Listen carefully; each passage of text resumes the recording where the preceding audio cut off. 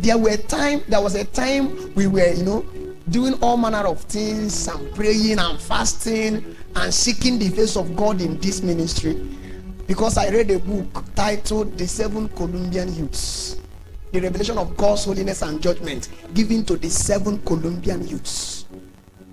There were 7 young people who gathered together to pray and seek God, and in the course of their seeking God, Jesus appeared to them and began to show them about hell and heaven. Do you understand now? I saw that book. That book drove me. I prayed. I wept, I cried. I was asking Jesus to do what? To do what? To come to. Whatever is your reason for your prayer is not an issue, but don't stop prayer. You see, this night, when I woke up to pray, I didn't know what to pray about. I don't know whether you think I must know what to pray about. Nobody has graduated in the school of prayer. We don't graduate. Nobody, including Rehat Monkey that have died, including Apostle Messiah, including Apostle Edudechuku, the apostle of prayer.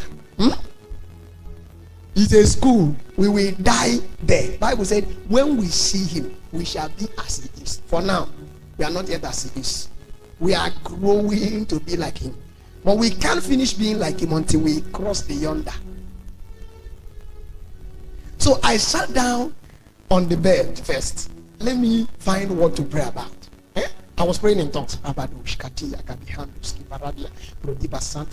that kind of, you are just trying to set your spirit in order. You are not human in middle bed, but even you know.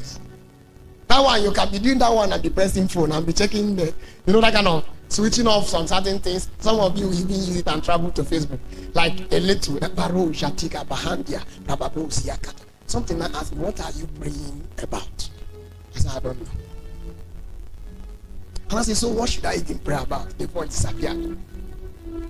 So I was thinking, what do I begin? Like, what do I tell God? And the only thing I heard in my spirit is, even if you have nothing to tell God, tell him to help you. That's a good way to start.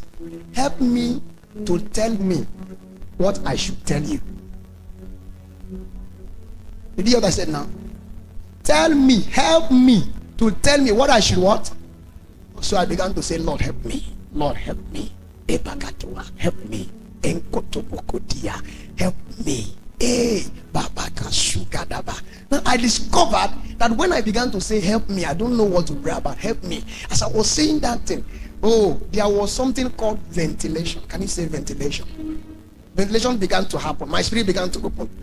Help me. Help me. Lord, help me. Lord, help me. Lord, help me.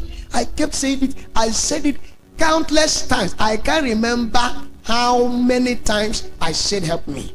Suddenly my tongues and a desire began to come in. And then I began to articulate my prayers. I now saw many things to pray about that disappeared. Many of you, because you don't know what to pray about, you avoid prayer. Say, what will I even say? Say, help me. Everybody, can you say, Lord, help me? Can I hear you again? Say, Lord, help me. Do you know that many of you don't say this thing? You don't breathe. You entered your house, no food in the kitchen, nothing, not everywhere seemed dark. Have you said, Lord, help me? Come on. You know that I taught you on Friday night that one of the ways through which God summons us is by orchestrating hardship. You are not understanding. Did I not tell you something like that? That the Bible said in the book of Revelation chapter 4, and I heard a voice like the sound and the voice of a what? A trumpet saying what? Come up here. And I told you the situations that orchestrated that voice was because he was outlawed. He was sent out of the city as a result of persecution. He was sent into a place. They tied him naked, dragged him around the city. His skin was being dragged on the ground, on the floor, on the ground filled with stones, granites, and the thing scraped his skin with all the blood oozing out. They put a hot drum of oil, put it on fire. While the oil was boiling, they carried a man whose body has been scraped by stone. They put him in that pot, and miraculously the man escaped.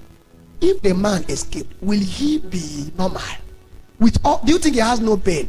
Some of you think that when Jesus' mother took him, she didn't feel like a pregnant woman because it was the Holy Ghost. It's a lie.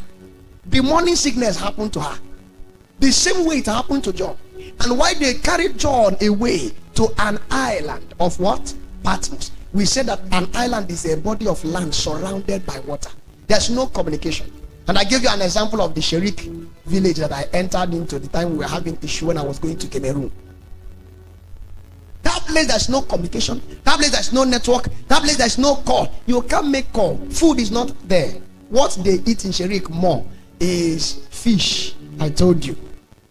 People buy food though, but before food enters, it becomes very costly. So you see them buying fish the way you go to buy Santana.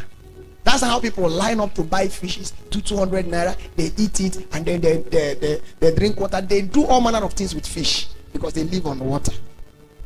In that incapacitated state, John was in that state, lying down helpless in a very big forest. He now said, I heard a voice. Why will he hear that voice? Because as he was in that situation, his heart was now reaching out to God. You can't be in that kind of situation and not say, Lord, so this is what you have done to me.